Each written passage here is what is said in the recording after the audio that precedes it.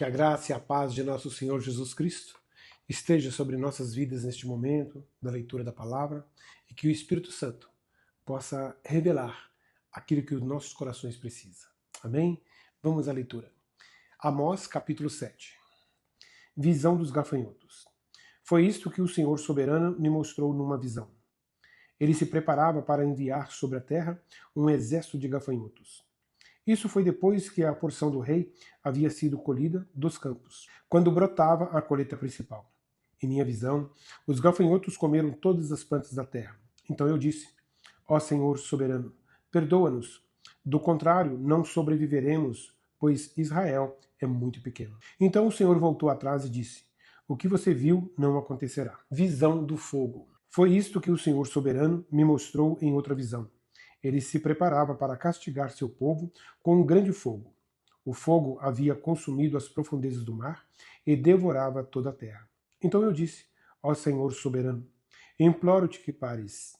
Do contrário, não sobreviveremos, pois Israel é muito pequeno. Então o Senhor soberano voltou atrás e disse: Isso também não acontecerá. Visão do prumo. Foi isto que ele me mostrou em outra visão. O Senhor estava em pé, junto a um muro que havia sido construído, usando-se um prumo, e segurava o prumo em sua mão. O Senhor me perguntou: Amós, o que você vê? Respondi: um prumo. Então o Senhor disse: Provarei meu povo com este prumo. Não fecharei mais os olhos para o que fazem. Os santuários idólatras de seus antepassados ficarão em ruínas, e os lugares de adoração de Israel serão destruídos. Trarei a espada contra a dinastia de Jeroboão. Amós e Amazias. Então, Amazias, sacerdote de Betel, enviou uma mensagem a Jeroboão, rei de Israel. Amós conspira contra o rei aqui mesmo, no meio do povo, falando coisas intoleráveis. Assim diz ele: Em breve Jeroboão será morto pela espada, e o povo de Israel será enviado para o exílio. Então Amazias ordenou a Amós: Vá embora daqui, profeta. Volte para a terra de Judá e ganhe a vida profetizando ali.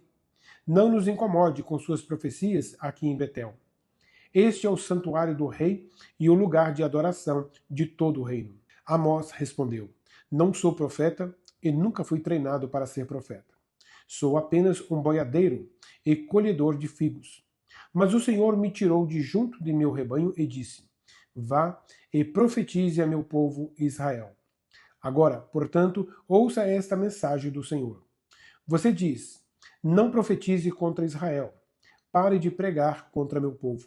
Mas assim diz o Senhor: Sua esposa se tornará prostituta nessa cidade, e seus filhos e filhas serão mortos pela espada. Sua terra será dividida, e você morrerá em terra estrangeira. E o povo de Israel certamente será levado para o exílio, para longe de sua terra natal. 2 Reis, capítulo 1 e o capítulo 2. Elias confronta o rei Acasias. Depois da morte do rei Acabe, a terra de Moabe se rebelou contra Israel. Certo dia, Acasias caiu pela grade de um cômodo no terraço de seu palácio em Samaria e ficou gravemente ferido.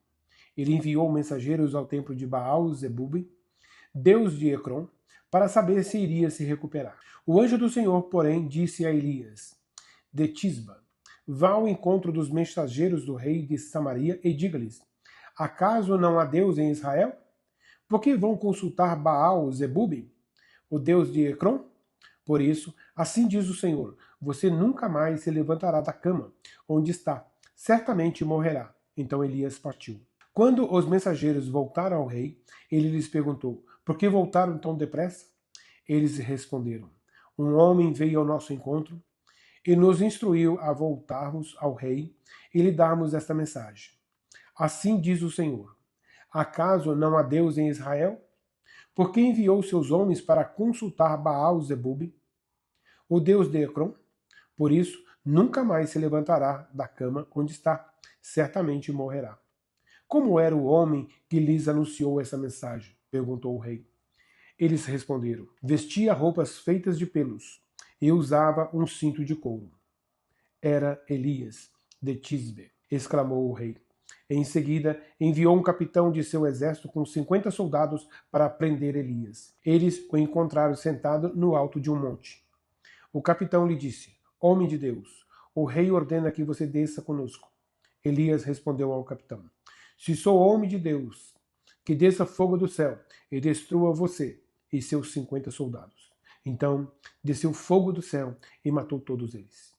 O rei enviou outro capitão com 50 soldados. O capitão disse a Elias: Homem de Deus, o rei ordena que você desça imediatamente. Elias, porém, respondeu: Se sou homem de Deus, que desça fogo do céu e destrua você e seus 50 soldados. Novamente, desceu fogo do céu e matou todos eles. Pela terceira vez, o rei enviou um capitão com 50 soldados.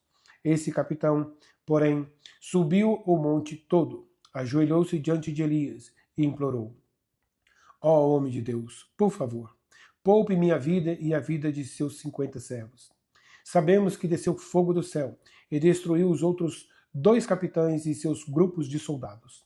Mas agora peço que poupe minha vida. Então o anjo do Senhor disse a Elias: Desça com ele e não tenha medo. Assim, Elias se levantou, desceu e foi falar com o rei. Elias disse ao rei: Assim diz o Senhor, porque enviou mensageiros para consultar Baal-Zebub, o deus de Ecrom. Acaso não há Deus em Israel? Por isso, você nunca mais se levantará da cama onde está.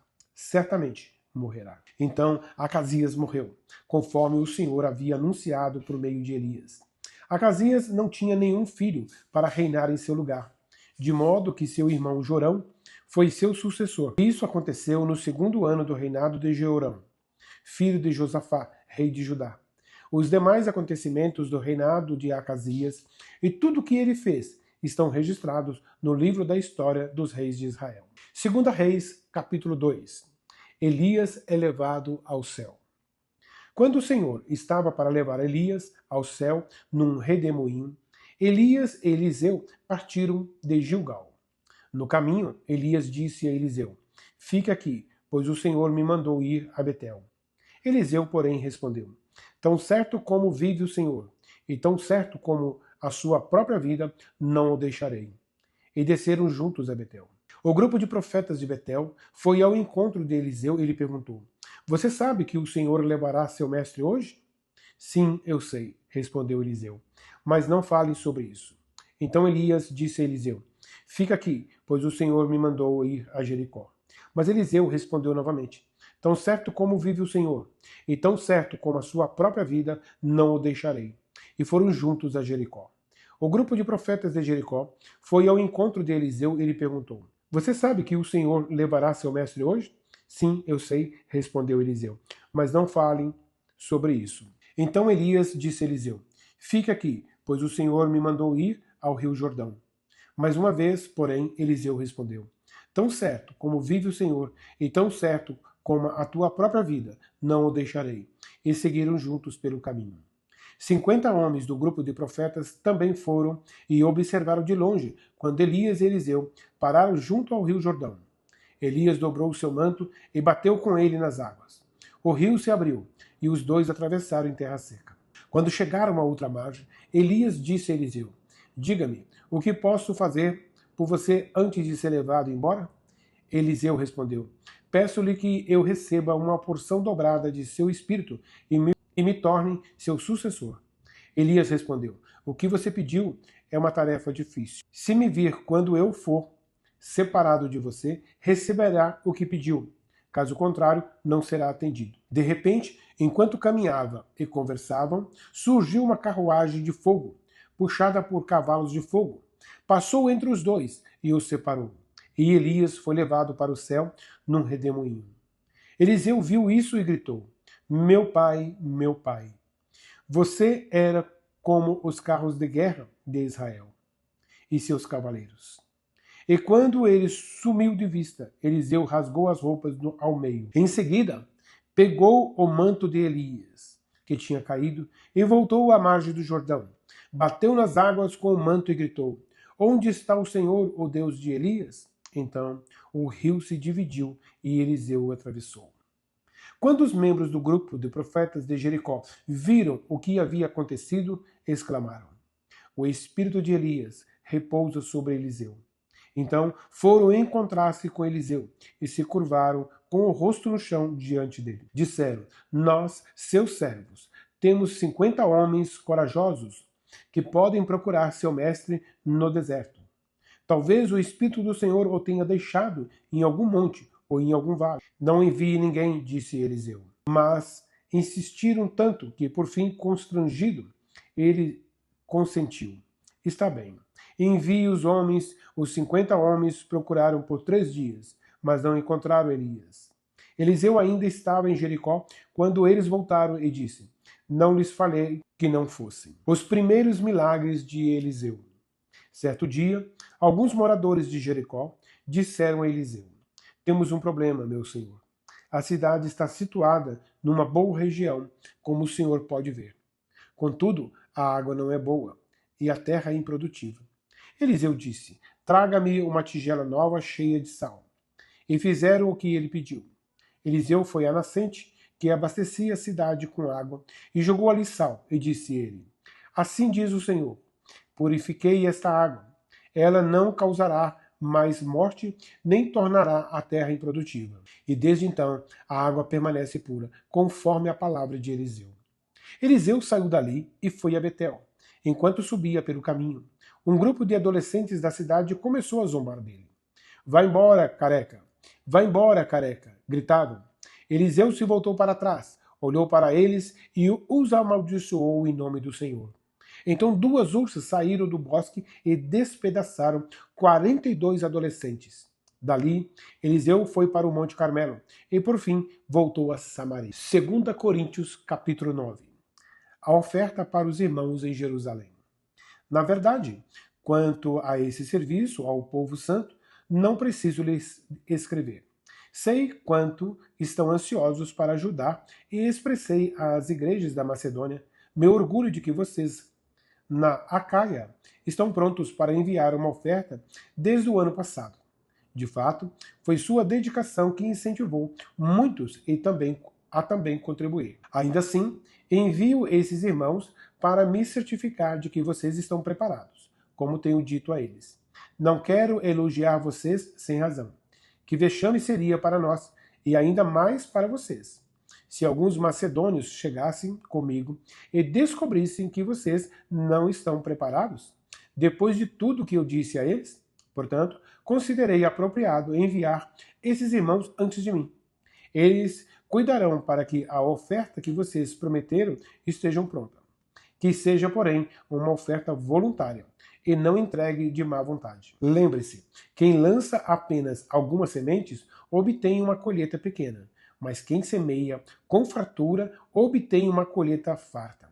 Cada um deve decidir em seu coração quanto dar.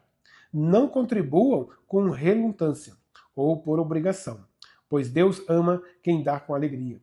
Deus é capaz de lhes conceder todo tipo de bênçãos, para que em todo tempo vocês tenham tudo de que precisam, e muito mais ainda, para repartir com outros. Como dizem as Escrituras, compartilhem generosamente com os necessitados. Seus atos de justiça serão lembrados para sempre. Pois é Deus quem supre a semente para o que semeia e depois o pão para seu alimento. Da mesma forma, ele proverá e multiplicará sua semente e produzirá por meio de vocês muitos frutos de justiça. Em tudo vocês serão enriquecidos, a fim de que possam ser sempre generosos. E quando levarmos sua oferta para aqueles que precisam dela, eles darão graças a Deus. Logo, 2 coisas boas resultarão desse ministério de auxílio. As necessidades do povo santo serão supridas, e eles expressarão com alegria sua gratidão a Deus. Como resultado do serviço de vocês, eles darão glória a Deus, pois sua generosidade com eles e com todos os que creem mostrará que vocês são obedientes às boas novas de Cristo. E eles orarão por vocês com profundo afeto, por causa da graça transbordante de Deus concedeu a vocês. Graças a Deus por essa dádiva tão maravilhosa que nem as palavras conseguem expressar. Amém? Muito obrigado por persistir e chegar até o fim da leitura. Que Deus continue presente a todo tempo e fora de tempo em sua vida. Deus te abençoe.